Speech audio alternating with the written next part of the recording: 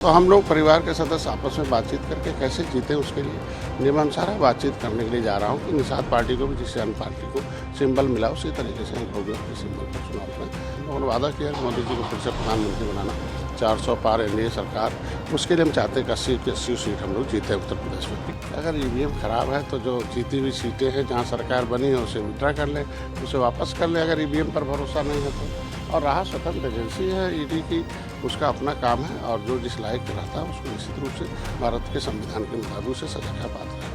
अब जीत के समीकरण में उसको पूरा करना, जिस तरीके से हमें जीत मिलेगी उसके लिए, क्योंकि हम दोनों बड़े भाई हैं, भारतीय जनता पार्टी बड़ा भाई है, गुलदस्ता मोदी जी का हम लोग परिवार के सदस्य हैं, तो हम लोग परिवार के सदस्य आपस में बातचीत करके कैसे जीते उसके लिए नियमानुसार बातचीत करने के लिए जा रहा हूँ कि निषाद पार्टी को भी जिससे अन्य पार्टी को सिंबल मिला उसी तरीके से हम लोग भी अपने सिंबल पर चुनाव लड़ें और उस पर हमारे कार्यकर्ता और हमारे समाज की आवाज़ है उसको पहुँचाना हमारा काम है। और हम लोगों ने वादा किया कि मोदी जी को फिर से प्रधानमंत्री बनाना 400 पार एनडीए सरकार उसके लिए हम चाहते हैं कि 80 सीट हम लोग जीते उत्तर प्रदेश में। लेकिन सिंबल की बात आपने की कि सिंबल आपको मिले, आपके कार्यकर्ताओं की मांग है, लेकिन जो सीट है वो तो एक सीट मिल चुकी है तो, लेकिन तो क्या सिंबल? नहीं ऐसी कोई बात नहीं। उस समय 2022 हम 2019 में गए थे और लास्ट में गए थे, वो टेक्निकल था। भारतीय जनता पार्टी हमारे बड़े भाई है, निश्चित रूप से इस पर विचार करेगी और जिस तरीके से आरएलडी और अपना दल को है उसी तरीके से निषाद पार्टी को भी अवसर प्रदान करेगी। हम लोग हार को जीत बदलने का एक इतिहास रहा निषाद पार्टी का 2018, 2019, 2022। तो इस तरीके से हम लोग चाहते हैं कि 80 के 80 उत्तर प्रदेश में जो भी हारी हुई सीटें हैं उस पर भी हम लोग मिलकर लड़े तो आसानी से जीत सकते हैं।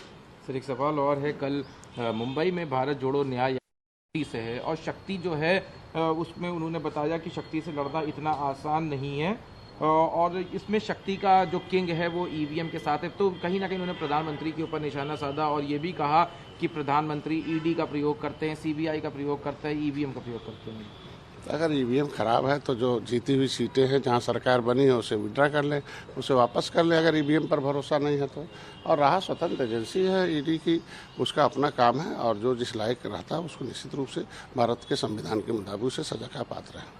लेकिन उनका मानना है कि इस शक्ति से लड़ना, क्योंकि शक्ति का फिर दुरुपयोग हो रहा है, इसलिए लड़ना बड़ा मुश्किल है। जनता के पास शक्ति है, लोकतंत्र में जनता किसे शक्ति देगी वो तय करती है और जनता ने इन लोगों को शक्तिहीन कर रखा है और मोदी जी को शक्ति देकर भारत को शक्तिमान बनाने का संकल्प ले रखा है। चुनाव आयोग ने जो प्रेस कॉन्फ्रेंस करके चुनाव की घोषणा करी 7 चरणों के लिए, उसको 7 चरण में भेजा जा रहा है। 7 चरण की उसमें कोई ज़रूरत नहीं है। विपक्ष के पास बयानबाजी के अलावा कुछ नहीं रह गया है और जब समय था काम करने का तो किया नहीं, खाली अपने चंगू मंगू को काम किया।